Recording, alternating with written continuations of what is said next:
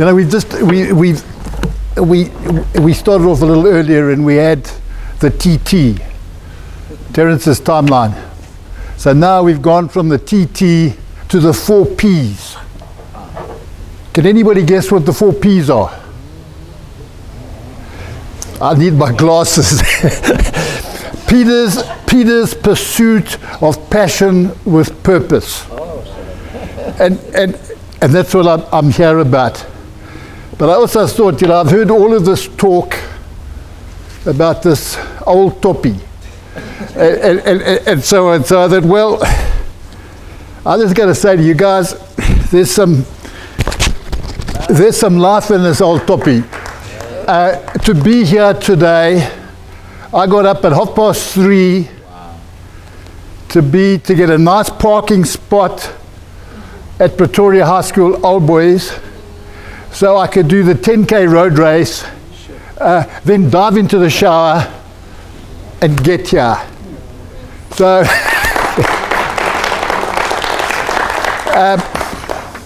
so that's why I'm here. Folks, I thought I'd just start off with a little bit of a question.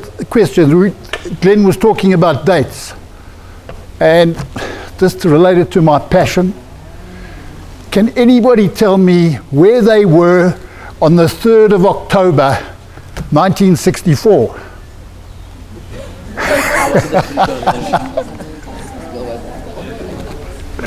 I was at the Wanderers. And I was watching Trevor Goddard's side that went to Australia play the rest of South Africa.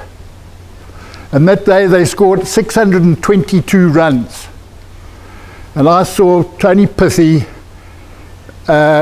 Colin Bland, Graham Pollock, and Dennis Lindsay all score 100. And maybe it was the greatest game of cricket that's ever been played at the Wanderers. But I just throw it up because I was looking at something, and it was this week looking back in history, and I love those moments where you are related to my passion. I can come up with incidents like that. Glenn's half stolen, giving you the answer to my next question. Can anybody remember what they got as a Christmas present in December 1999? You don't remember your Christmas presents? Well, and the only reason I say it is, here is a copy of what I got. And it wasn't Map for Life. Occasionally I do talk about Map for Life, but it was called My History in the Making. And that was the first Map for Life. And this was the book that changed my life. And it was interesting to hear Glenn and talking about the wheel of life, because that's where my change came from. And it was a case of going through this. I worked through the 20-day program, and me being me, you know, I sort of do a 20-day program in about 7 days. and I was in the Kruger Park, and I worked through it. And it was a case of, I was pretty happy with my life at that stage, but I got to this question of my spiritual life. And it was a case of, I went through the questionnaire, and I actually wrote down that my goal for the year 2000 was to find out the meaning of life. I thought, big question. I had no idea what it was going to be. Lo and behold, I get home and I get the local newspaper, and there's an advertisement to say, do you want to know the meaning of life? I said, that's what I said I wanted to find out. I'm in, guys. And I phoned this number and I booked to go on a course which was going to last, I think it's 12 weeks. I should know exactly, but a course, I didn't know what it was. It was an alpha course. And I had no idea what an alpha course was about. But it was a case of I enrolled for an alpha course. And I found the meaning of life. And there I met Jesus face to face. And that's what the book's done to me. Folk ask, why am I so passionate about it? I say, because it changed my life. And I've been on that journey ever since. And it's been an incredible ride. One of the things that I'm passionate about is the question of our habits. And I keep nagging the guys at Santon about their habits. And I sort of talk about how we make our habits, and then our habits form us. And it's a case of, I'd like to say that I've become an expert on habits. You know, and I read books about, and they'll debate as to how long it takes to form a habit. And some will say 21 days, some will say 62 days, or whatever it is. All I know is that I've been doing it since 2000, working on habits, and I find it's the easiest thing in the world to lose a habit and to break a habit. When I started off with Map for Life, I tended to say, you know, even if you only used the book once a year, and you went through that 20-day program, and you went through that exercise, sorted out your wheel of life, and then set your goals and targets for the years, that really was a great place to start. But as we've gone along, I sort of said that I think one of the key areas is that tick sheet with, you've got the Super 8 down the one side, and then you've got the other side. And over the years, I've worked on those habits, and there've been times when I've had 16 habits that I've monitored, and so on. But I've also found you know, life happens. Life happens, and you go away. You sort of get out of the routine. I've also found that you have habits from Monday to Friday, and then you have Saturday, Sunday, and it gets, and it's those sort of things. So I know all of the problems, but it's a case of habits is what it's all about. I see the whole process as being 3D thinking, and it's a case of how we need to define it, divide it, and do it daily. You know, I talk about how we have the opportunity of living an unlimited life, and there are only two things that are holding us back. It's our ability to dream, and it's our fear or courage, whichever way you want to look at it, that prevents us from pursuing our dreams. And it's a case of, that's why we need to get it down to this 3D thing of define it clearly, divide it down, and then to do it daily. And that's what our habits are about. In 2016, I'm not sure whether it was a great thing or a bad thing. And it's a case of, I mean, I could talk about 2016, what a year it was in my life. But my wife had an accident, and she wound up with her leg in plaster. And suddenly my whole life was in an uproar. My detailed habits went for a Burton. I now had to be fetcher and carrier, and I had to take my wife to work, and I had to pick her up from work. And there would be days, now just tell it, we live one side of Joburg and she works on the other side of Joburg, and I work in another corner. And there would be days when I would spend 4 hours traveling, getting her there, and getting to the office, and reversing the program. And my whole routine got out of kilter. I've got to say, one of the good things that happened my wife thinks that we're a bit of nutcases, and the case of, what do you need to do with Map for Life and those sort of things, and why do you do that? So we did have a few occasions where I said, well, sweetheart, you're now my prisoner, but on a Thursday morning I've got to be at Santon City at 6:30. Wow. So you come into Santon City at 6:30, and there were a few of those, and so she did come along, and I think that she secretly confessed to enjoying herself. She would occasionally say to the fact, "No, look, I'm not part of it. I'm just sort of watching it." But there was that. I've got to say, from the positive side, the other positive spin-off. Yeah, we lead such busy lives, but suddenly I found now I'm suddenly trapped in a motor car with my wife for sometimes 4 hours a day. It did quite a lot for our relationship. As a matter of interest, just to give you some idea of the relationship with my wife today, we went to the race in separate cars because I was only going to do the 10K today.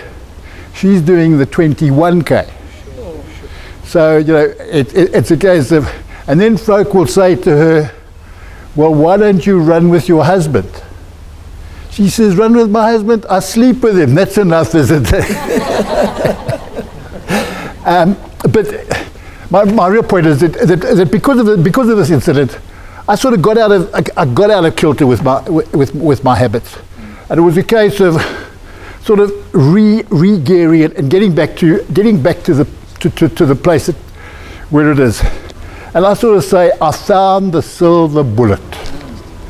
And yes, it's part of Map for Life. But my silver bullet was the 40-day challenge, the 40 days of change. And it's just been an incredible journey with the 40 days of change. I actually jotted down the first habit that I got down to. We started the first one was exercising every morning, and it's a case of, I just want to quote these two numbers to you. There we go. Today is the 267th day that I've got up and hit the road without missing a day. Wow. Now, hang on a second. Just before you think that's so marvelous, I just completed 100 days, and it's a case of, I got a note from one of my financial guys, and he had just done a year a year with the 1,000-day club, which is a club registered in America, where to qualify you've got to do 1 mile a day every day for 1,000 days, and he'd been doing it for a year. And that suddenly put my little 100 days in persistence. The other thing that I wrote down was that every morning I write down 3 gratitudes. And this morning was day 242 of writing down 3 gratitudes. I haven't done the sums, but you can work out that's 726 if my math is any good.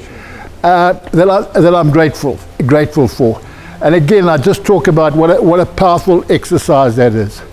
So, I talk about my power hour, and it's a case of how important my power hour is. But it was using this 40-day challenge was a case of getting it really back on a track and ramping it up a gear. Starting on the 1st of March, we started a Proverbs challenge, and the original challenge was a case of, we did this within the MAP group, was that we would all read the proverb or the chapter of Proverbs for the day of the month, and record your favorite your favorite proverb for the day. And then for the week, we would choose one from the week. And on the Thursday, we would just talk about it. It was a challenge that didn't last for 40 days. It lasted for 30 days. But I kept saying, guys, we start these habits. These habits are not just for a month. These are lifetime habits. And I'm so pleased that challenge has grown. The group has enlarged. And we've now moved it where there's a whole group of us. It's a separate group. And it's a WhatsApp group where we post every morning a proverb for the day.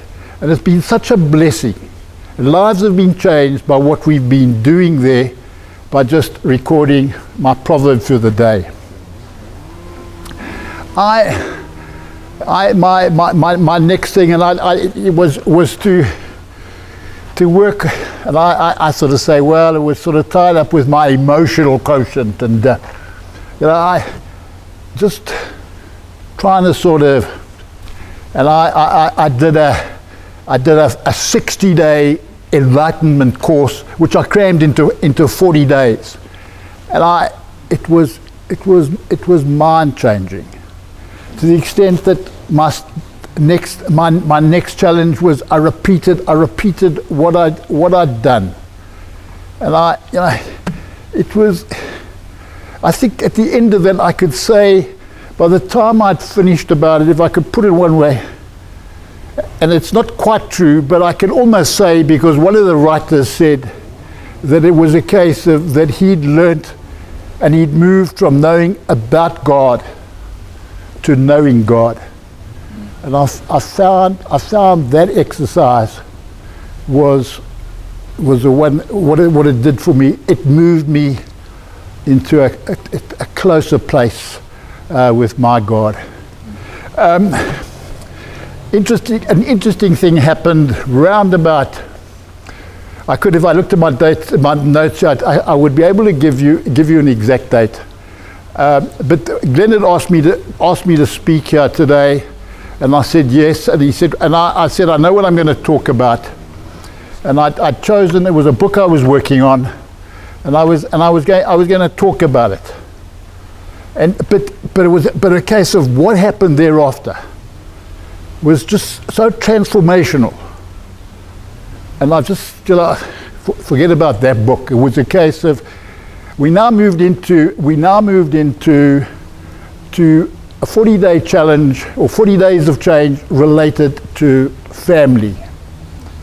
Now, bear in mind that I'm this old toppy, eh? And I was born BC, before computers.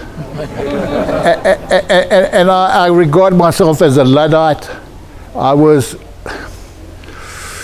for my generation, I'm actually quite proud of myself that I'm ahead of a lot of guys. But certainly when it came to, in fact, last night when I was lying in bed, I meant to bring my phone. And it was a case of, I had one of those little black Nokias, and it's a case of, there was no ways I was moving ahead, because I saw the dangers, and I've seen so many dangers of technology and what it's doing to people. But I was also challenged to say, hey guy, you need to move with the times. What I'm talking about, and it's realistic gradualization.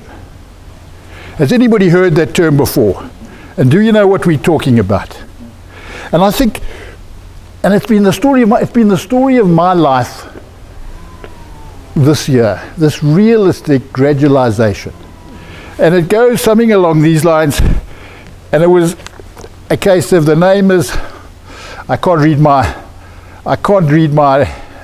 writing, but it was a couple who were in the village of Rugby in the UK, and they got lost. And it was a case of, they knew where they wanted to go to, but they didn't quite know how to get there. So they asked a little guy, and they said, how do we get to the cathedral, or whatever it was? And he said, well, you walk down the road here, And then at the second robot, you turn right. And after about a block, stop and ask somebody else. And I found, but isn't that what it's about? And I think as we talk about we talk about our dateline and so on, you know, we don't always know quite where we're going. But it's a case of we know the direction, and we know it's a case of. But as we do it, it starts to happen. And so my 40 days with this family thing has just become so fantastic that it's now I've gone from just with my daughter, I've got my son involved, and we exchange on a daily basis. We exchange WhatsApps. We now move into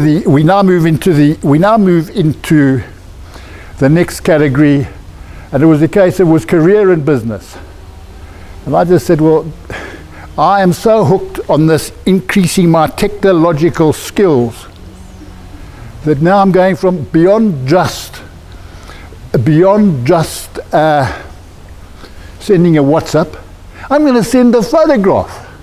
I didn't know how to take a photograph with my phone, but it's a case of I now send photographs on a daily basis, and my life has changed as a result of that, and it's a case of, well, I can see the changes. But you know the incredible thing, and just listening Glenn a little earlier, Glenn sat down next to me and he said that wasn't what I was going to talk about, and he went off. But he spoke about going through the gates, and he spoke about preparing for the flood. And we had breakfast on Tuesday, and we spoke about those things. And I was able to say, Glenn, I can't believe what has happened in this last period. We spoke about purpose. Suddenly, yeah, my next big step was during this period where suddenly I had a lightning bolt on purpose. And it's a case of, and it came out of the Word, and it was a case of, I've also got to go back to, it came out of the Word, and it was a case of when Jesus called his apostles, and in Mark 3:13, he called his apostles, and he told them three things. He said, be with me. I didn't have a problem with that. He said, preach the word. I didn't have a problem with that. And then he said, I give you the power to cast out demons. And I was hey, but that's not me. I'm not who's going around casting out demons. But suddenly I said, hey, if we go back to week 37 on the map gems, Glenn wrote about life sentences, and a chap called Roy Healy. I don't know if anybody knows Roy Healy, but Roy Healy was here in Pretoria, and about 10-12 years ago, he wrote a book, Free Your Mind. I decided to contact. I didn't know where I was going. I decided to contact Roy, and Roy sent me the book as an e-book, and I thought it was so powerful. I went one stage further with the book. I had hard copies of the book made, and I gave it out to the MAP group in Sandton. And it's freeing your mind, and how we have these life sentences over us. But suddenly, I'm confronted with this cast out demons. And I suddenly realized that there's so many of us who have these life sentences. There's so many of us who are possessed with, and I'm going to say demons. And it's a case of I'm saying, well, that was a clear message to me to say, that's my purpose, is pointing people in the right direction, helping them get rid of the demons in their life. So, you know, I went through this enlightenment of discovering really my purpose defined far more clearly than ever before. But I come back to this week. And because now my new technological skills and my contact with the world through social media, I suddenly get two approaches. One from America to work on a project, and a second one to work on a project going into Africa. And it's a case of, it wouldn't have happened if I hadn't been through that process. So I just found this whole 40-day process to be so wonderful. A case of getting stuck in and doing it for 40 days, that it could be to create a lifetime habit. It could be, as in my case, on two of the periods, where it was just upskilling myself. And I talk about it as a silver bullet, which has changed my life this year. And it's a case of, I'd like to think that my life is a novel, and that I'm writing a book of my life story. And I sort of question it, and I say, well, is it really, if I was reading the book, would I be entertained by it? And I just thought, well, you know, with this 40 days, every 40 days I've got a chance to write another chapter, and maybe change, if that chapter wasn't so good, get a better chapter. And it's that 40 days. I could talk about the magic of what 40 means, but I just think how the 40 days has changed my life. And just getting out there and doing something. I'd just like to sort of close with something written by a chap you may have heard of, Johann Wolfgang von Goethe. Losers stay loitering. Losers stay loitering. It will be the same story tomorrow, and the next more dilatory. Each indecision brings its own delays, and days are lost lamenting all lost days. Are you in earnest? Seize this very minute. Boldness has a genius, power and magic in it. Only engage, and then the mind grows heated. Begin it, and then the work will be completed. So my challenge is, begin it. Thank you.